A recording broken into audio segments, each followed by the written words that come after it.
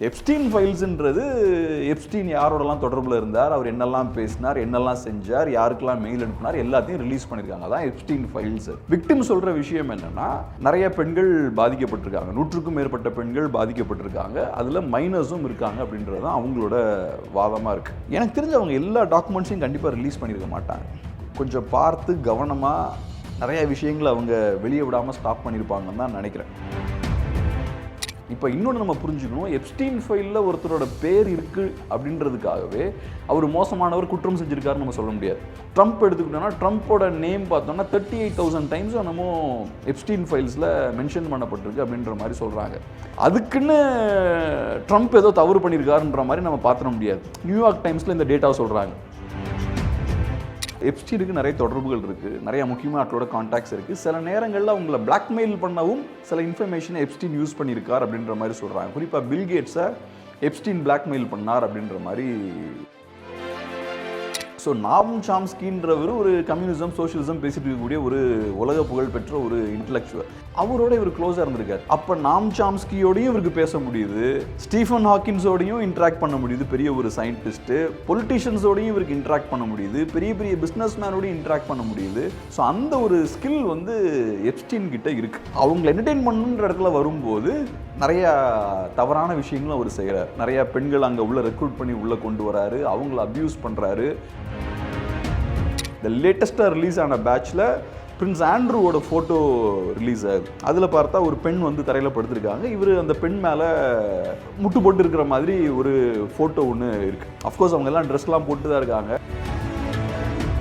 ஏன்னா மோடி அவர்களுடைய பேர் வந்து முத நாள் வருது, அடுத்த நாள் இவங்க வந்து மறுப்பு தெரிவிக்கிறாங்க. அன்னைக்கே ட்ரம்ப் வந்து நீங்கள் இதுக்கப்புறம் ஆயில் வந்து நீங்கள் வந்து ஈரான்ட்ட வாங்கக்கூடாது, எத்தியோப்பியாட்ட வாங்க அப்படிங்கிறாங்க. இவங்க அடுத்த நாள் எத்தியோப்பியாட்ட வாங்குறேன் அப்படின்னு சொல்கிறாங்க. இது முரண்பாடா இல்லையா? மோடியை நீங்கள் அதோட கனெக்ட் பண்ணணுன்னா அதுக்கு உங்களுக்கு ப்ரூஃப் வேணும்ல. ஸோ அது இல்லைன்றேன். என்னோட ஒரே விஷயம் என்னென்னா, ஒரு நாட்டோட பிரைம் மினிஸ்டர் மேலே பெரிய ஒரு குற்றச்சாட்டை நீங்கள் வைக்கும்போது அதுக்கு ப்ரூஃப் வேணும். எதிர்கட்சிகள் அதை இன்னும் ப்ரெசென்ட் பண்ணல. இன்னும் எப்ஸ்டீனோட கேர்ள் ஃப்ரெண்ட் வந்து சிறையில் தான் இருக்காங்க. அவங்க கீஷ்லின் மேக்ஸ்வெல் அப்படின்ற ஒரு லேடி. அவங்களும் பார்த்தோம்னா எப்ஸ்டீனோட ரொம்ப க்ளோஸாக இருந்த ஒரு லேடி தான். நல்ல வெல்த்தியான ஃபேமிலி தான். ஆமாம், அவங்க ராபர்ட் மேக்ஸ்வெல் அப்படின்ற ஒருத்தரோட மகள். ராபர்ட் மேக்ஸ்வெல் பெரிய ஒரு பிஸ்னஸ் மேன். அவர் நிறைய பெரிய பெரிய மீடியா கம்பெனிஸ்லாம் ரன் பண்ணவர், நிறைய நியூஸ் பேப்பர்ஸ்லாம் நடத்தும். டெய்லி மிரர்லாம் அவரோட தான் யூகேல. அரசியல் தகவல்களை உடனுக்குடன் தெரிந்து கொள்ள பாயிண்ட் ஆஃப் வியூ சேனலை சப்ஸ்கிரைப் செய்யவும். சார் வணக்கம். சார் வணக்கம். கிட்டத்தட்ட 30 லட்சம் பக்கங்களை கொண்ட டாக்குமெண்ட், 2 லட்சம் ஃபோட்டோஸ், 2000 வீடியோஸ். இந்த எப்ஸ்டீன் ஃபைல்ஸ்னால் என்ன? யார் இந்த ஜெஃப்ரி எப்ஸ்டீன்? அதான் இப்போ ஜெஃப்ரி எப்ஸ்டீன் அப்படின்ற இந்த இண்டிவிஜுவல் பார்த்தோம்னா இன்றைக்கி உலகம் முழுக்க பெரிய ஒரு பேசு பொருளாக இருக்கார். யூஎஸில் பெரிய ஒரு அரசியல் புயலை வந்து அவர் கிளப்பியிருக்கார். பொலிட்டீஷியன்ஸுக்கு நிறைய பிரச்சனைகள் அது கிரியேட் பண்ணுது. ஈவன் ட்ரம்ப்புக்கும் பிரச்சனைகளை கிரியேட் பண்ணுது. அது போக உலகம் முழுக்க நிறைய நாடுகளில் இருக்கக்கூடிய பொலிட்டீஷியன்ஸுக்கும் இந்த எப்ஸ்டீன் ஃபைல்ஸால் இப்போ நிறைய சிக்கல்கள் ஏற்படுது. முதல்ல எப்ஸ்டீன் அப்படின்றவர் யாருன்னு பார்த்தோம்னா, அவர் ஒரு பெரிய ஒரு ஃபினான்ஷியர், அசட் மேனேஜ்மெண்ட், இந்த விஷயங்கள்லாம் பண்ணக்கூடியவர். பெரிய பெரிய பிஸ்னஸ்மேன் இருப்பாங்க இல்லையா, பில்லியனியர்ஸ் இருப்பாங்க இல்லையா, அந்த மாதிரி ஹை ப்ரொஃபைல் இண்டிவிஜுவல்ஸுக்கு இந்த சர்வீஸை அவர் ப்ரொவைட் பண்ணுறாரு. ஸோ அவருக்கு நிறைய கான்டாக்ட்ஸ் இருக்குது. பெரிய பில்லியனியர்ஸோட தொடர்பு இருக்குது, நிறையா பொலிட்டீஷியன்ஸோட தொடர்பு இருக்குது, செலிபிரிட்டிஸோட தொடர்பு இருக்குது. ஸோ இந்த லாபி ஒர்க் பண்ணுறது இதெல்லாம் பண்ணக்கூடிய ஒரு இண்டிவிஜுவல். அவருக்கு யூஎஸ் வெர்ஜின் ஐலண்ட்ஸில் ஒரு சின்ன தீவும் இருக்குது, அதில் ஒரு மேன்ஷனும் இருக்குது. ஸோ அங்கேயும் பார்த்தோம்னா இந்த பெரிய புகழ்பெற்ற நிறைய செல்வந்தர்கள், பொலிட்டீஷியன், செலிபிரிட்டிஸ்லாம் அங்கே வரவழைச்சு நிறைய பார்ட்டிஸ்லாம் நடத்துறது, இந்த விஷயங்கள்லாம் அவர் பண்ணுறாரு. ஸோ மோஸ்ட்லி நோக்கம் என்னன்னு பார்த்தோம்னா, எல்லாரையும் கனெக்ட் பண்ணுறது, சில முக்கியமான விஷயங்களை நடத்தி முடிப்பது, லாபி ஒர்க் பண்ணுறது, இந்த விஷயங்கள்லாம் அவர் பண்ணிட்டு இருக்கார். ஸோ இப்போ பெரிய பெரிய ஆட்கள்லாம் வராங்கன்னா அவங்கள குஷிப்படுத்துவதற்கு தேவையான விஷயங்களையும் பண்ணக்கூடிய வேலைகளை எப்ஸ்டீன் பண்ணுறாரு. ஸோ அவர் என்ன பண்ணுறாருன்னா, நிறைய பெண்களை ஈடுபடுத்தியிருக்காரு. ஸோ அங்கே நிறைய பெண்கள் பாலியல் ரீதியாக அப்யூஸ் பண்ணப்பட்டிருக்கலாம் அப்படின்ற விஷயமும் இருக்குது. ஸோ ஒரு பாயிண்ட்டுக்கு அப்புறம் என்ன ஆகுதுன்னா, இந்த டீட்டெயில்ஸ்லாம் வெளியே வர ஆரம்பிக்குது. விக்டிம் சில பேர் வெளியே பேச ஆரம்பிக்கிறாங்க. அதில் குறிப்பாக ஒரு விக்டிம் என்ன பண்ணுறாங்க, ஒரு புக் ஒன்று ரிலீஸ் பண்ணுறாங்க. ஸோ அப்போ அவங்க ஃபஸ்ட் டைமாக பிரின்ஸ் ஆண்ட்ரூவோட ஃபோட்டோ ரிலீஸ் பண்ணுறாங்க. அங்கே எப்ஸ்டீனோட அந்த ஐலண்டில் பிரின்ஸ் ஆண்ட்ரூ அந்த லேடியோட இருக்கிற அந்த ஃபோட்டோவை, எலிசபெத்தோட பையன், ஆமாம், குயின் எலிசபெத்தோட பையன், இப்போ சார்ல்ஸோட தம்பி, கிங் சார்ல்ஸோட தம்பி. ஸோ அந்த ஃபோட்டோ அவங்க ரிலீஸ் பண்ணுறாங்க. அது பெரிய ஒரு கான்ட்ரவர்சியை கிளப்புது. அதுக்கப்புறம் பார்த்தோன்னா இவர் அரெஸ்ட் பண்ணப்படுறாரு. ஃபர்ஸ்ட் டைமாக எப்ஸ்டீன் 2006 அரெஸ்ட் பண்ணப்படுறாரு. அப்புறம் 2019 திரும்ப அரெஸ்ட் பண்ணப்படுறாரு. அதுக்கப்புறம் சிறையிலேயே அவர் தற்கொலை பண்ணி இறந்துட்டார் அப்படின்ற மாதிரி சொல்கிறாங்க. அதுலேயும் நிறைய சந்தேகங்கள் இருக்குது. எப்ஸ்டீனை கொண்டுட்டாங்கன்னு சில பேர் சொல்கிறாங்க. பட் அஃபிஷியலான நரேட்டிவ் என்னென்னா, அஃபிஷியலாக சொல்லப்படுற விஷயம் என்னென்னா, எப்ஸ்டீன் வந்து சூசைட் பண்ணிட்டார் அப்படின்ற மாதிரி சொல்கிறாங்க. ஸோ அதுக்கப்புறம் பார்த்தோன்னா நிறைய கான்ஸ்பிரசி தியரிஸ் வர ஆரம்பிக்குது. எப்ஸ்டீன் அப்படின்ற இந்த இண்டிவிஜுவல் நிறைய விஷயங்கள் பண்ணிட்டு இருந்திருக்காரு பேக்ரவுண்டில், அதை ஃபுல்லாக மூடி மறைக்கிறாங்க. நம்ம கார்ப்பரேட் செக்டர் பார்த்தோம்னா இந்த மாதிரியான மோசமான விஷயங்களில் பேக்ரவுண்டில் செயல்பட்டு இருக்காங்க. பொலிட்டிஷியன்ஸும் இதில் இன்வால்வ்டு. ஆனால் எல்லாமே அண்டர் 13-14 ஏஜ் எல்லாருமே கிடையாது, அது மைனஸும் இருக்காங்க அப்படின்ற மாதிரி சொல்கிறாங்க. ஸோ இப்போ அஃபிஷியலாக நமக்கு எக்ஸாக்டாக என்ன நடந்ததுன்ற டீட்டெயில்ஸ்லாம் இல்லை. பட் விக்டிம் சொல்கிற விஷயம் என்னென்னா, நிறைய பெண்கள் பாதிக்கப்பட்டிருக்காங்க, 100க்கும் மேற்பட்ட பெண்கள் பாதிக்கப்பட்டிருக்காங்க, அதில் மைனஸும் இருக்காங்க அப்படின்றது தான் அவங்களோட வாதமாக இருக்குது. ஸோ ஒரு பாயிண்ட்டுக்கு அப்புறம் என்ன ஆகுதுன்னா, கவர்மெண்ட்டுக்கு நிறைய ப்ரெஷர் வர ஆரம்பிக்குது. உங்ககிட்ட நிறைய டாக்குமெண்ட்ஸ்லாம் இருக்குது, அதெல்லாம் ரிலீஸ் பண்ண ஆரம்பிங்க. ஆனால் எந்த ப்ரெஷரில் கவர்மெண்ட் இதை ரிலீஸ் பண்ணுறாங்க? பொதுமக்களோட ப்ரெஷர் இருக்கும்ல. இப்போ எப்ஸ்டீன் இறக்குறாரு, அதில் நிறைய சந்தேகங்கள் கிரியேட் ஆகுது. அதுக்கப்புறம் அரசியல்வாதிகளும் பார்த்தோன்னா அதை டாக்குமெண்ட்ஸ்லாம் வெளியிடணும், ஒரு டிரான்ஸ்பரன்சி வேணும் அப்படின்ற விஷயங்கள் பேச ஆரம்பிக்கிறாங்க. ட்ரம்ப்பும் அதை முக்கியமான இஷ்யூவாக எடுக்கிறார். செகண்ட் டேர்ம் பிரசிடென்ட் ஆகிறதுக்கு முன்னாடி அது முக்கியமான இஷ்யூ அவர் கொண்டு வரார். ஸோ நான் பிரசிடென்ட் ஆனேன்னா கண்டிப்பாக அந்த டாக்குமெண்ட்ஸ்லாம் வெளியிடுவேன்ற மாதிரி அவரும் சொல்கிறாரு. குறிப்பாக ரிப்பப்ளிகன்ஸ் எல்லாருமே அதை பேசுகிறாங்க, ரிப்பப்ளிகன் இன்ஃப்ளூயன்சஸ் எல்லாருமே பேசுகிறாங்க. அதுக்கப்புறம் ட்ரம்ப் எலெக்ஷனில் ஜெயிச்சிடுறாரு, பவருக்கும் வந்துடுறாரு. பவருக்கு வந்ததுக்கப்புறம் இந்த ப்ரெஷர் அவர் மேலேயும் வருது. ஸோ டாக்குமெண்ட்ஸ்லாம் சீக்கிரம் ரிலீஸ் பண்ண ஆரம்பிங்க. அப்புறம் 2025ஆம் ஆண்டு எப்ஸ்டீன் ஃபைல்ஸ் டிரான்ஸ்பரன்சி ஆக்ட் அப்படின்ற ஒரு சட்டத்தை கொண்டு வராங்க. அந்த சட்டத்தின்படி டிபார்ட்மெண்ட் ஆஃப் ஜஸ்டிஸுக்கு உத்தரவு போடுறாங்க, எல்லா டாக்குமெண்ட்ஸையும் டிசம்பர் 19ஆம் தேதிக்குள்ளே ரிலீஸ் பண்ணணும் அப்படின்னு ஒரு உத்தரவு போடுறாங்க. 25 போன வருஷம். அந்த டெட்லைனுக்குள்ளே அவங்களால ரிலீஸ் பண்ண முடியல. பட் இனிஷியலாக கொஞ்சம் டாக்குமெண்ட்ஸை ரிலீஸ் பண்ண ஆரம்பிக்கிறாங்க. ஆயிரக்கணக்கான டாக்குமெண்ட்ஸை அவங்க ரிலீஸ் பண்ணுறாங்க. ஃபஸ்ட்டு ஒரு கொஞ்சம் டாக்குமெண்ட்ஸ் ரிலீஸ் பண்ணுறாங்க. அதுக்கப்புறம் டிசம்பர் எண்டில் நினைக்கிறேன் வேறு சில டாக்குமெண்ட்ஸும் நிறைய ரிலீஸ் பண்ணுறாங்க. ஆயிரக்கணக்கான பக்கங்கள் ரிலீஸ் பண்ணுறாங்க. அப்போ வேறு சில கான்ட்ரவர்சிஸும் வர ஆரம்பிக்குது. ஏன்னா மக்கள் எதிர்பார்த்த மாதிரி நிறைய முக்கியமான விஷயங்கள் வரல அப்படின்ற மாதிரி பார்க்குறாங்க. ஏன்னா நிறைய பேஜஸ் பார்த்தோம்னா பிளாக்காக இருந்தது. ஸோ டிஓஜே இருக்காங்களே, டிபார்ட்மெண்ட் ஆஃப் ஜஸ்டிஸ் தரப்புலேருந்து சொல்லப்பட்ட விஷயம் என்னென்னா, எல்லா டாக்குமெண்ட்ஸும் நாங்கள் ரிலீஸ் பண்ண முடியாது. ஏன்னா ரிலீஸ் பண்ணோன்னா சில விஷயங்கள் வந்து நாட்டுக்கு எதிராக போகிறதுக்கு வாய்ப்பு இருக்குது, சீக்ரெட்டான இன்ஃபர்மேஷன் இருக்கலாம், பாதிக்கப்பட்டவர்களோட டீட்டெயில்ஸை வெளியிட முடியாது. ஸோ அதுக்காக நாங்கள் பிளாக்காக வச்சுருக்கோம் அப்படின்ற மாதிரி அவங்க தரப்பில் சொல்கிறாங்க. பட் மக்களுக்கு நம்பகத்தன்மை வரல. அப்புறம் போக போக நிறைய டாக்குமெண்ட்ஸ் ரிலீஸ் ஆகுது. இப்போ குறிப்பாக இப்போ ரிலீஸ் ஆனது கடைசி பஞ்ச். இதுக்கப்புறம் இருக்காதுன்னு நினைக்கிறேன். மோஸ்ட்லி நிறைய இப்போ தான் ரிலீஸ் பண்ணுறாங்க. 3.5 மில்லியன் பேஜஸ் வந்து இப்போ ரிலீஸ் பண்ணுறாங்க. இப்போ ரிலீஸ் பண்ணது தான் இந்திய அளவில் ஒரு பெரிய தாக்கத்தை ஏற்படுத்தியிருக்கு, உலக அளவுலையும் பெரிய தாக்கத்தை ஏற்படுத்தியிருக்கு. உள்ளதுலேயே அதிகமாக இப்போ தான் ரிலீஸ் பண்ணுறாங்க. 35 lakhs பேஜஸை வந்து அவங்க ரிலீஸ் பண்ணுறாங்க. ட்ரம்ப்போட பேர் நிறைய தடவை மென்ஷன் பண்ணப்பட்டிருக்கு. இந்தியாவில் நிறையா முக்கியஸ்தர்களோட பேர்கள் மென்ஷன் பண்ணப்பட்டிருக்கு. அதுபோக நார்வேயோட க்ரௌன் பிரின்சஸ் இருக்காங்க, அவங்க நேம் எனக்கு எக்ஸாக்டாக ஞாபகம் இல்லை. ஸோ அவங்களோட டீட்டெயில்ஸ்லாம் ரிலீஸ் பண்ணப்பட்டிருக்கு. அவங்க எப்ஸ்டீனோட பேசுகிற விஷயங்கள், 2 பேரும் க்ளோஸாக இருக்காங்க. அந்த அம்மாவுக்கு இப்போ பிரச்சனை என்னன்னு பார்த்தோம்னா, இப்போ அந்த அம்மாவோட பையனும் பிரச்சனையில் இருக்கான். நிறைய செக்ஷுவல் அபியூஸ் தொடர்பான வழக்குகளை வந்து அவர் ஃபேஸ் பண்ணிட்டு இருக்காரு. ஸோ அந்த டைமில் இதுவும் ரிலீஸ் ஆகுது. அது போக பழைய ஆஸ்திரேலியன் பிரைம் மினிஸ்டர், முன்னாள் ஆஸ்திரேலியன் பிரைம் மினிஸ்டர், இப்போ அவர் அம்பாசிடராக இருக்கார், Australian ambassador to America.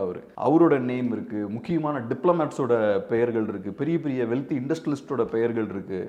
Michael ஜாக்சனோட name கூட பார்த்தோம்னா எப்ஸ்டீன் ஃபைலில் ஒரு ஆடியோவும் ரிலீஸ் ஆகிடுச்சு. மைக்கேல் ஜாக்சன் பேசுகிற மாதிரி, இது மாதிரி அவங்க ரொம்ப மோசமானவங்க, என்ன வேணால் எப்போ வேணால் இது வேணால் பண்ணலாம் அப்படிங்கிற ஆடியோ இது ஒட்டி ரிலீஸ் ஆனிச்சு. ட்விட்டரில் நம்ம ஸ்க்ரால் பண்ணும்போது வந்த விஷயம் தான் அது. மேபி அது உண்மையாக இருக்குமா என்னன்னு அது இல்லை. இந்த எப்ஸ்டீன் ஃபைலோட அது ரிலீஸ் ஆகலை. எப்ஸ்டீனுக்கும் மைக்கேல் ஜாக்சனுக்கும் பெரிய தொடர்பு கிடையாது. இப்போ இன்னொன்று நம்ம புரிஞ்சுக்கணும், எப்ஸ்டீன் ஃபைலில் ஒருத்தரோட பேர் இருக்குது அப்படின்றதுக்காகவே அவர் மோசமானவர், குற்றம் செஞ்சுருக்காருன்னு நம்ம சொல்ல முடியாது. இப்போ ட்ரம்ப்போட நேம் பார்த்தோம்னா 30,000 டைம்ஸுக்கு மேலே எப்ஸ்டீன் ஃபைலில் மென்ஷன் ஆகிருக்கு அப்படின்ற மாதிரி சொல்கிறாங்க. ஸோ இப்போ நம்ம புரிஞ்சுக்க வேண்டிய முக்கியமான விஷயம் என்னென்னா, ஒருத்தரோட பேர் இப்போ எப்ஸ்டீன் ஃபைலில் இருக்குது அப்படின்றதுக்காகவே அவர் மோசமானவர், தவறு பண்ணியிருக்கார் அப்படின்ற மாதிரி நம்ம சொல்லிட முடியாது. நிறைய பேரோட பெயர்கள் இருக்குது. நான் ஏற்கனவே சொன்ன மாதிரி எப்ஸ்டீன் வந்து நிறையா கான்டாக்ட்ஸ் உள்ள ஒரு இண்டிவிஜுவல், பெரிய பவர்ஃபுல்லான ஒரு ஆள், பொலிட்டீஷியன்ஸோட தொடர்பு இருக்குது, பிஸ்னஸ் மேனோட தொடர்பு இருக்குது. அப்போ நேச்சுரலாக ஒரு பிஸ்னஸ் மேனை ஒரு பொலிட்டிஷியனை ரீச் பண்ணணும்னா எப்ஸ்டீனை யூஸ் பண்ண முயற்சி பண்ணுவாங்க. எப்ஸ்டீன் வழியாக அந்த தொடர்பை ஏற்படுத்திக்கலாம். ஒரு தகவலை ஒரு பொலிட்டிஷியன் அனுப்பணும் அப்படின்னா எப்ஸ்டீன் வழியாக அதை பண்ணலாம். ஒரு டீலை நம்ம நடத்தி முடிக்கணும் அப்படின்னா அதை செய்யலாம். இப்போ ஃபார் எக்ஸாம்பிள் இப்போ நிராராடியா டேப்ஸ்லாம் நம்ம பார்த்துருப்போம். நிராராடியா ஒரு பிஆர் ஒர்க் பண்ணிட்டு இருந்த ஒரு லேடி, ஒரு பெரிய ஒரு பப்ளிக் ரிலேஷன்ஸ் ஃபேம் அவங்க வச்சுருந்தாங்க. வைஷ்ணவி கார்பரேஷன் ஏதோ ஒரு நிறுவனத்தை அவங்க வச்சுருந்தாங்க. ஸோ அந்த அம்மாவோட ரோல் என்ன? அவங்க டாட்டா அப்படின்ற ஒரு பெரிய நிறுவனத்துக்கு பிஆர் ஒர்க் பண்ணாங்க. அது போக நிறையா பொலிட்டீஷியன்ஸோட அவங்களுக்கு கான்டாக்ட்ஸ் இருந்தது, நிறையா லிங்க்ஸ்லாம் இருந்தது, லாபி ஒர்க்லாம் பண்ணாங்க. இந்த மாதிரியான விஷயங்கள் பண்ணாங்க. ஸோ எப்ஸ்டீன் பார்த்தோன்னா இன்னும் பெரிய ஹை லெவல் ஒரு பிஸ்னஸ் மேன். ஸோ அவருக்கு இன்னும் நிறையா கான்டாக்ட்ஸ்லாம் இருக்கும். அப்போ நேச்சுரலாக எல்லா பெரிய மனிதர்களும் அவரை ரீச் பண்ண தான் முயற்சி பண்ணுவாங்க. இதில் ஒன்றும் பெரிய ஆச்சரியம் இல்லை. ஸோ எப்ஸ்டீன் ஃபைலில் ஒருத்தரோட பெயர் வருது அப்படின்றதுக்காகவே அவர் மோசமானவர்னு சொல்லிட முடியாது. நிறைய பேர் மெயில் அனுப்பியிருப்பாங்க, நிறைய பேர் ஃபோன் அனுப்பியிருப்பாங்க, ஃபோன் பண்ணியிருப்பாங்க, டெக்ஸ்ட் மெசேஜ் அனுப்பியிருப்பாங்க, நிறைய தொடர்புகள் அவருக்கு இருக்கும். ஸோ அதனால் அந்த முடிவுக்கு நம்ம வர முடியாது. இப்போ உதாரணத்துக்கு ட்ரம்ப் எடுத்துக்கிட்டோம்னா ட்ரம்ப்போட நேம் பார்த்தோம்னா 38,000 டைம்ஸ் என்னமோ எப்ஸ்டீன் ஃபைல்ஸில் மென்ஷன் பண்ணப்பட்டிருக்கு அப்படின்ற மாதிரி சொல்கிறாங்க. அதுக்குன்னு ட்ரம்ப் ஏதோ தவறு பண்ணியிருக்காருன்ற மாதிரி நம்ம பார்த்துட முடியாது. நியூயார்க் டைம்ஸில் இந்த டேட்டாவை சொல்கிறாங்க, 38,000 டைம்ஸ் ட்ரம்ப்போட பேர் இருக்குன்னு. அந்த நம்பரை கேட்ட உடனே நமக்கு உடனே ட்ரம்ப் ஏதோ பெரிய தவறு பண்ணியிருப்பார் அப்படின்ற மாதிரி தான் வருது இல்லையா? ஏன்னா இந்த 2G ஸ்பெக்ட்ரம் டைமில் ஒரு பெரிய நம்பர் சொன்னாங்கல்ல, இவ்வளோ பெரிய ஊழல் நடந்திருக்கு அப்படின்னா அந்த நம்பரை பார்த்த உடனேயும் நமக்கு ஒரு ஷாக்கிங்கான ஒரு விஷயம் ஏற்படுதில்லை. அதுதான் இங்கேயும் 38,000 டைம்ஸ் இவரோட பேர் அங்கே எப்ஸ்டீன் ஃபைல்ஸில் இருக்குன்னா ட்ரம்ப் கண்டிப்பாக ஏதோ பண்ணியிருக்கார் அப்படின்ற மாதிரி தோணுதில்லை. நமக்கு தெரியல, பண்ணியிருக்கலாம், பண்ணாமலும் இருந்திருக்கலாம். பட் இதை மட்டுமே வைத்து நம்ம முடிவுக்கு வந்துட முடியாது. ஏன்னா ட்ரம்ப் வந்து அமெரிக்காவோட பிரசிடென்ட், அதுக்கு முன்னாடியும் முக்கியமான ஒரு இண்டிவிஜுவல். அப்போ நேச்சுரலாக நிறைய பேர் ட்ரம்ப்பை பார்க்கணுன்னு விருப்பப்படுவாங்க. ட்ரம்ப்போட பேர் நிறைய இடத்துல மென்ஷன் ஆகும். ட்ரம்ப்போட சம்மந்தப்பட்டவர்கள் அவங்கள பற்றி நிறையா பேசுவாங்க. ஸோ இதெல்லாம் நடக்கும்போது அவரோட பேர் நிறைய வந்துக்கிட்டே இருக்கும் நிறைய நேரங்களில். ட்ரம்ப்போட நேம் மட்டும் 38,000 டைம்ஸ் மென்ஷன் பண்ணல. ட்ரம்ப் அப்புறம் ட்ரம்ப் தொடர்பான நேம்ஸ்னு பார்த்தோம்னா ஒரு 38,000 டைம்ஸ் வந்து குறிப்பிடப்பட்டிருக்கார் அப்படின்றத அந்த நியூயார்க் டைம்ஸில் சொல்கிறாங்க. ஸோ அதனால் ஏதோ ஒரு வகையில் தொடர்பில் இருந்திருக்காங்க அப்படின்னு பார்க்கலாம். இப்போது இந்த இவ்வளவும் இவங்க சேகரித்து வச்சது உலக அரசியலை கண்ட்ரோல் பண்ணும் அப்படிங்கிறதுக்காக இல்லை வெறும் பணத்துக்காக மட்டும்தானா? இது உலக அரசியலை கண்ட்ரோல் பண்ணணும்னு நம்ம சொல்ல முடியாது. இப்போ சில நேரங்களில் ஒரு சில விஷயம் என்னென்னா, இப்போ எப்ஸ்டீனுக்கு நிறைய தொடர்புகள் இருக்குது, நிறையா முக்கியமான ஆட்களோட கான்டாக்ட்ஸ் இருக்குது. சில நேரங்களில் அவங்கள பிளாக்மெயில் பண்ணவும் சில இன்ஃபர்மேஷனை எப்ஸ்டீன் யூஸ் பண்ணியிருக்கார் அப்படின்ற மாதிரி சொல்கிறாங்க. குறிப்பாக பில்கேட்ஸை எப்ஸ்டீன் பிளாக்மெயில் பண்ணார் அப்படின்ற மாதிரி சொல்கிறாங்க. பேண்டமிக் சிச்சுவேஷன் குறித்து அவர் பேசினாரோ அப்படிங்கிற மாதிரியும் வருது. ஸோ இந்த மாதிரியான சில விஷயங்கள் இருக்குது. ஆனால் உலகம் முழுக்க பெருசாக கண்ட்ரோல் பண்ணியிருப்பார் அப்படின்லாம் நான் சொல்லுவது, இதை இலுமினாட்டியோட கனெக்ட் பண்ணுறது அந்த ஆங்கிளில் நான் பார்க்கல. பட் அவர் ஒரு பிஸ்னஸ் மேன், அவருக்கு சில ஸ்கில்ஸ் இருக்குது. பெரிய பெரிய ஆட்களோட கனெக்ட் ஆகிறதுக்கான ஸ்கில்ஸ் இருக்குது. இப்போ ஒரு பெரிய ஒரு இண்டஸ்ட்ரியலிஸ்ட்டோ பெரிய ஒரு அறிவாளியோட ஈஸியாக சாதாரண ஆட்களால் கனெக்ட் ஆக முடியாது. ஸோ அவங்களோட பிஸ்னஸை நீங்கள் புரிஞ்சுக்கணும், அவங்களோட விஷனை நீங்கள் புரிஞ்சுக்கணும், அவங்களோட எதிர்பார்ப்பு என்னவா இருக்குன்றது உங்களுக்கு தெரியணும். அதெல்லாம் தெரிஞ்சாதான் நீங்கள் அவங்களோட நல்லா ஃப்ரீயாக இன்ட்ராக்ட் பண்ண முடியும். அவங்களுக்கு எது பிடிக்குது பிடிக்கல, அவங்கள சந்தோஷப்படுத்தணும்னா என்ன பண்ணணும், இந்த விஷயங்கள்லாம் தெரியும். ஸோ அந்த மாதிரியான திறமைகள் பார்த்தோம்னா எப்ஸ்டீன் கிட்ட இருக்குது. திறமைகள்னு சொல்ல முடியாது, ஒரு மேனிப்புலேட்டிவான ஒரு கேரக்டர் அவர். குறிப்பாக பார்த்தோம்னா நாம் சாம்ஸ்கின்னு ஒரு பெரிய ஒரு லெஃப்டிஸ்ட் இன்டெலெக்சுவல் இருக்கார், ரொம்ப ஃபேமஸான ஒரு இன்டெலெக்சுவல். இப்போ அநேகமாக 90 இயர்ஸ் கிட்ட அவருக்கு இருக்கும். அவரோட ரொம்ப க்ளோஸாக இருந்திருக்கார் எப்ஸ்டீன். அவருக்கு ஃபண்ட்ஸ்லாம் ட்ரான்ஸ்ஃபர் பண்ணி கொடுத்துருக்காரு. ஸோ நாம் சாம்ஸ்கின்றவர் ஒரு கம்யூனிசம் சோஷியலிசம் பேசிட்டு இருக்கக்கூடிய ஒரு உலக புகழ் பெற்ற ஒரு இன்டெலெக்சுவல். அவரோட இவர் க்ளோஸாக இருந்திருக்காரு. அப்போ நாம் சாம்ஸ்கியோடையும் இவருக்கு பேச முடியுது, ஸ்டீஃபன் ஹாக்கின்ஸோடையும் இன்ட்ராக்ட் பண்ண முடியுது, பெரிய ஒரு சயின்டிஸ்ட்டு. பொலிட்டிஷியன்ஸோடையும் இவருக்கு இன்ட்ராக்ட் பண்ண முடியுது, பெரிய பெரிய பிஸ்னஸ் மேனோடையும் இன்ட்ராக்ட் பண்ண முடியுது. ஸோ அந்த ஒரு ஸ்கில் வந்து எப்ஸ்டீன் கிட்ட இருக்கு. ஸோ அப்போ அதை யூஸ் பண்ணுறாரு அவர். இவங்க எல்லாத்தையும் வச்சிருக்கும் போது மைக்கேல் ஜாக்சனோட அவருக்கு இன்ட்ராக்ட் பண்ண முடியுது. ஹாலிவுட்டில் கூடிய முக்கியமான ஆட்கள் நிறைய பேர், வுடி ஆலன் மாதிரியான ஃபேமஸான டிரெக்டர்ஸ்லாம் அவரோட க்ளோஸாக இருந்திருக்காங்க. ஸோ இது ஒரு பிஸ்னஸாக அவர் பண்ணுறாரு. அவருக்கு எல்லாரோட இன்ட்ராக்ட் பண்ண முடியுது, எல்லாரையும் என்டர்டெயின் பண்ண முடியுது, அதை மானிட்டைஸ் பண்ணி சம்பாதிக்கிறாரு. அவங்களை என்டர்டெயின் பண்ணுன்ற இடத்துல வரும்போது நிறையா தவறான விஷயங்களும் அவர் செய்கிறார். நிறையா பெண்கள் அங்கே உள்ள ரெக்ரூட் பண்ணி உள்ளே கொண்டு வராரு, அவங்கள அப்யூஸ் பண்ணுறாரு. நம்ம ஏற்கனவே பேசின மாதிரி மைனர்ஸும் நிறையா இன்வால்வ் ஆகிறாங்க.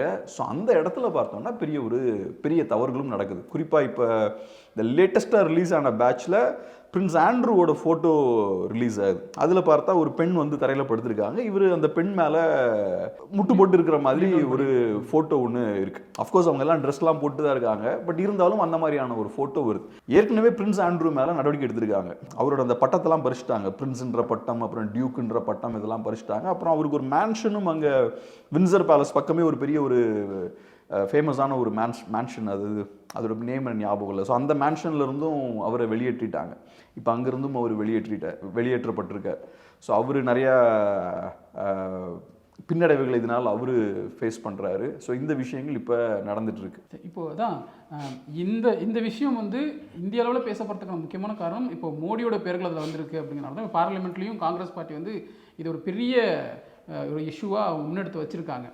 இப்போ இந்த பிரச்சனை இதில் மோடியோட பேர் வந்ததுனால இந்திய அரசியலில் என்ன மாதிரியான தாக்கத்தை ஏற்படுத்தியிருக்கு? இது பெரிய இஷ்யூவாக நான் பார்க்கல. இப்போ இந்திய தரப்பில் எக்ஸ்டர்னல் அஃபேர்ஸ் மினிஸ்ட்ரி சைட்லேருந்து சொல்லப்படுற விஷயம் என்னென்னா, மோடி அவர்கள் இஸ்ரேலுக்கு போனார் அப்படின்றத தாண்டி அதில் இருக்கக்கூடிய மற்ற எல்லா டீட்டெயில்ஸுமே பொய் தான் அப்படின்ற மாதிரி சொல்கிறாங்க. இப்போ என்னன்னா, நான் ஏற்கனவே சொன்ன மாதிரி ஒரு மனிதரோட பெயர் எப்ஸ்டீன் ஃபைலில் இருக்கிறதாலேயே அவர் மோசம்னு சொல்லிட முடியாது, அவர் ஒரு குற்றவாளினும் நம்ம சொல்லிட முடியாது. ஸோ இப்போ எதிர்கட்சிகள் போடக்கூடிய இந்த அழுத்தம் இருக்குல்ல, அது எந்த அளவுக்கு கரெக்ட்னு நமக்கு தெரில.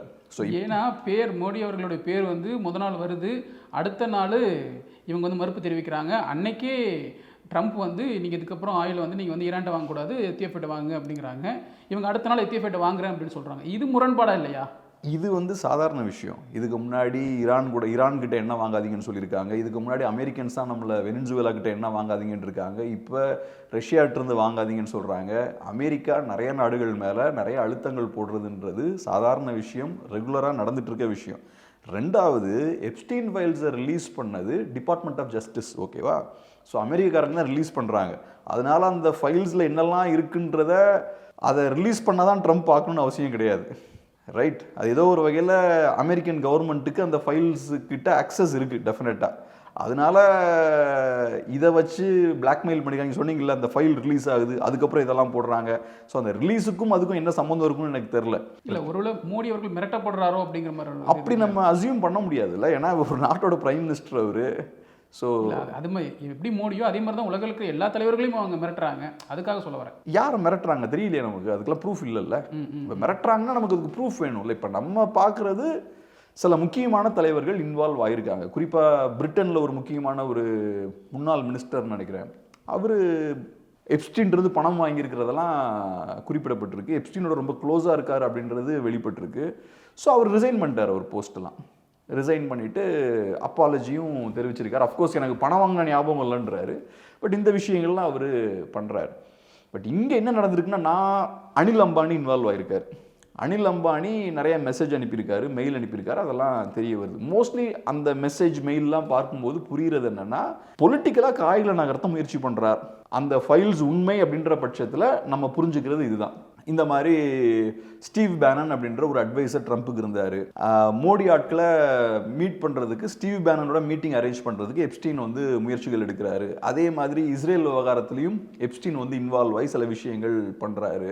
ஸோ இப்படியான விஷயங்கள் பண்ணுறதுக்கான ப்ரூஃப் வந்து அங்கே இருக்குது. எப்ஸ்டீன் ஃபைல்ஸ் உண்மைனா இந்த மாதிரியான விஷயங்கள் தான் அந்த எப்ஸ்டீன் ஃபைல்ஸில் குறிப்பிடப்பட்டிருக்கு. சட்டவிரோதமான விஷயங்கள் அங்கே நடந்திருக்கு, வேறு மாதிரியான விஷயங்கள் நடந்திருக்குன்றதுக்கான ப்ரூஃப் எதுவும் இல்லை. ஸோ இப்போ இது ஒரு தவறான விஷயம் இருக்குது, இதை யூஸ் பண்ணி பிளாக்மெயில் பண்ணுறாங்கன்னா அப்போ அதை காட்டணும்ல எக்ஸாக்டாக என்னன்னு. ஸோ எக்ஸாக்டாக நமக்கு தெரியாது. விக்டிம்ஸ் எல்லாரும் சொல்கிறாங்களா தவறு தான் நடந்திருக்கு, கிட்டத்தட்ட 1000 குழந்தைகள் மேலே இருந்தாங்க அப்படிங்கிற விக்டிம்ஸ் சொல்கிறாங்க. அது ரைட்டுங்க. மோடி அதோட கனெக்ட் பண்ணுறதுக்கு என்ன ப்ரூஃப் இருக்குது?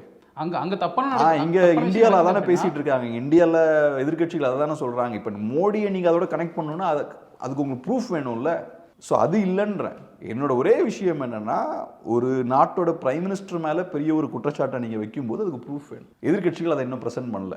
எப்ஸ்டீன் ஃபைல்ஸுன்றது எப்ஸ்டீன் யாரோடலாம் தொடர்பில் இருந்தார், அவர் என்னெல்லாம் பேசினார், என்னெல்லாம் செஞ்சார், யாருக்கெல்லாம் மெயில் அனுப்பினார், எல்லாத்தையும் ரிலீஸ் பண்ணியிருக்காங்க. அதான் எப்ஸ்டீன் ஃபைல்ஸ். ஸோ எப்ஸ்டீன் ஃபைல்ஸில் ஏகப்பட்ட பேரோட பெயர்கள் இருக்குது. நான் சொன்ன மாதிரி ட்ரம்ப்போட நேமுமே இருக்குது.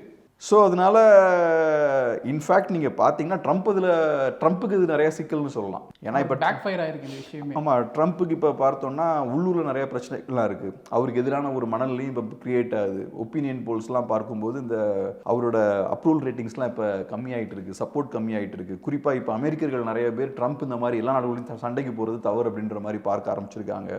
அப்புறம் இந்த இமிக்ரேஷன் ரொம்ப எக்ஸ்ட்ரீமாக புஷ் பண்ணுறாங்க. ஐஸ் அப்படின்ற அந்த அமைப்பை யூஸ் பண்ணி இல்லீகல் இமிக்ரெண்ட்ஸ்லாம் பிடிக்கிறோன்ற பேரில் நிறைய பிரச்சனைகளை கிளப்புறாங்க. மினியாபோலிஸில் 2 பேர் இறந்துருக்காங்க. ஸோ இதுவும் பார்த்தோம்னா பெரிய ஒரு பேக்லாஷை கிரியேட் பண்ணியிருக்கு. ஸோ ட்ரம்ப்புக்கும் இது பெரிய ஒரு சிக்கல் தான். ஸோ அதனால் இந்த மாதிரியான விஷயங்கள் நடக்குது. ஆனால் எப்ஸ்டீன் ஃபைல்ஸ் ரிலீஸ் ஆகிருக்கு, அதில் சில பேரோட பெயர்கள் இருக்குது அப்படின்றதுக்காக அவங்க குற்றவாளின்னு நம்ம சொல்ல முடியாது. அதுக்கான ப்ரூஃப் நம்மகிட்ட இல்லை. இப்போ டிசம்பர் 19 அவர் எப்ஸ்டீன் வந்து இறந்து போகிறாரு. உண்மையிலே அவர் இறந்துருப்பாரா? ஏன்னா இவ்வளோ தூரம் அவங்க பண்ணுறவங்க அவர் இறந்துருப்பாங்கன்னு நம்ம நம்ப வைக்கிறதுக்கு ஒரு விஷயம் பண்ணியிருக்கலாம்ல. ஏன்னா என்ன வேணால் செய்யலாம் அவங்க. ஏன்னா அவங்க வீடியோ ஃபுட்டேஜஸ் அவங்க ஜெயிலேருந்து கொடுக்கல. நிறைய சந்தேகங்கள் இருக்குது அவருடைய இறப்பின் மேலே. ஸோ அவர் இறந்துருக்கலாம், இல்லை இறந்துருக்காம கூட இருக்கலாம், வேற எங்கேயாச்சும் வளர்ந்துட்டு இருக்கலாம். ஏன்னா இப்போ இப்போதைக்கு மைக்கேல் ஜாக்சன் வந்து இங்கே வளர்ந்துட்டு இருக்காரு அப்படிங்கிற ஒரு ரூமரும் இருக்குது. இது மாதிரி சொல்கிறேன். இப்போ அது மாதிரி எப்ஸ்டீனும் எங்கேயாவது உயிரோட வாழ்கிறதுக்கான வாய்ப்பு இருக்கா? எனக்கு தெரியல. மைக்கேல் ஜாக்சன்லாம் இறந்துட்டார் தான். மைக்கேல் ஜாக்சன் இறந்துட்டார், ஹிட்லர் உயிரோடு இருக்கார், நிறைய ரூமர்ஸ் இருக்குது.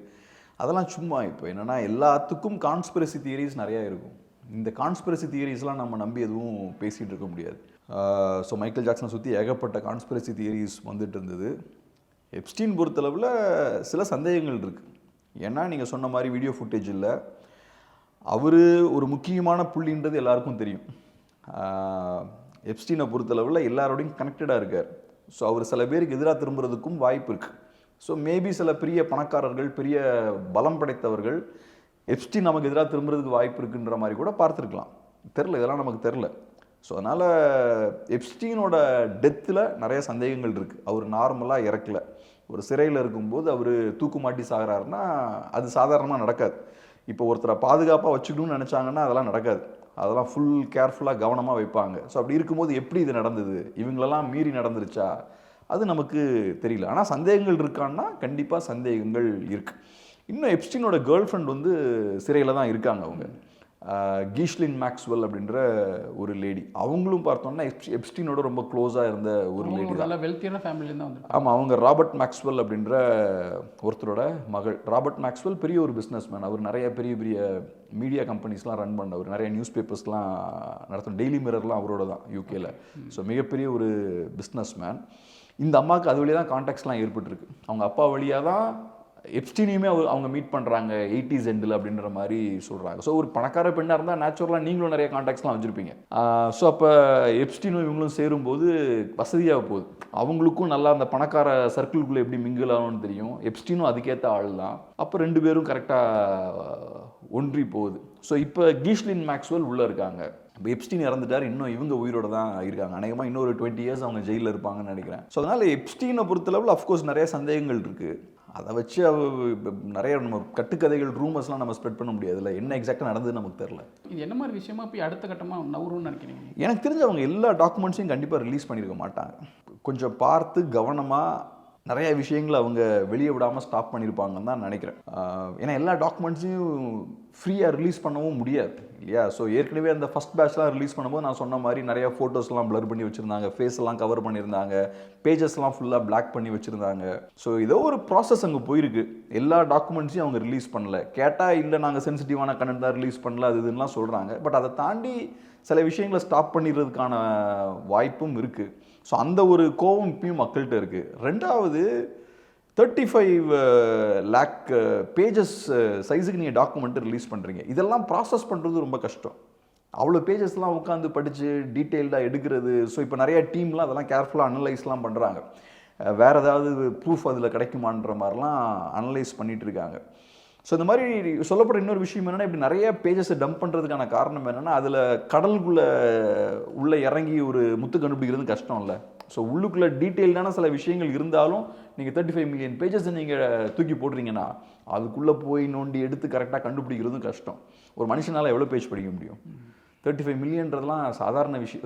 3.5 மில்லியன்றதெல்லாம் சாதாரண விஷயமே கிடையாது. ஸோ அதனால் இந்த மாதிரியான பிரச்சனைகளும் அதில் இருக்குது. அடுத்து என்ன ஆகும்னா பெருசாக எதுவும் ஆகாதுன்னு நினைக்கிறேன். நான் சொன்ன மாதிரி லீகலாக யாருக்கும் எந்த பிரச்சனையும் வராது. ட்ரம்ப்புக்கும் சரி வேறு யாருக்கும் லீகலாக எதுவும் பிரச்சனை வரும்னு தோணல. பொலிட்டிக்கலாக ட்ரம்ப்புக்கு பிரச்சனை வர்றதுக்கு வாய்ப்பு இருக்குது. வேறு சில பொலிட்டிஷியன்ஸுக்கும் பொலிட்டிக்கலாக பிரச்சனை வர்றதுக்கான வாய்ப்பு இருக்குது. அதே மாதிரி பெரிய பெரிய பிஸ்னஸ்மேனுக்கும் அவங்களோட இமேஜ் அடி வாங்கும். பில் கேட்ஸுக்கு அவரோட இமேஜ் டேமேஜ் ஆகிருக்கு. அவரோட ஒய்ஃப் வந்து பேசும்போது சில ஆண்டுகளுக்கு முன்னாடியே ஸோ இவர் எப்ஸ்டீனோட ரொம்ப க்ளோஸாக இருந்தது அவங்க ஒரு நெகட்டிவான விஷயமா பேசுகிறாங்க. டிவோர்ஸ்க்கான காரணம்னு அவங்க சொல்கிறாங்க. ஸோ பில் கேட்ஸுக்கு அது பெரிய பாதிப்பை ஏற்படுது. அவரோட இமேஜையும் அது டிஸ்டர்ப் பண்ணுது, டேமேஜ் பண்ணுது. ஸோ இந்த மாதிரியான விஷயங்கள் நடக்கிறதுக்கான வாய்ப்பு இருக்குது. பட் லீகலாக எதுவும் பெரிய பிரச்சனை வராதுன்னு நினைக்கிறேன். இவ்வளோ நேரம் என்னுடைய கேள்விகளுக்கு ரொம்ப அழகாக ரொம்ப தெளிவான விளக்கத்தை கொடுத்தீங்க. உங்கள் பிஸி ஷெட்யூல்லையும் ரொம்ப தேங்க்ஸ் சார். நன்றி. மேலும் இது போன்ற அரசியல் செய்திகளை தெரிந்து கொள்ள பாயிண்ட் ஆஃப் வியூ சேனலை சப்ஸ்கிரைப் செய்யவும்.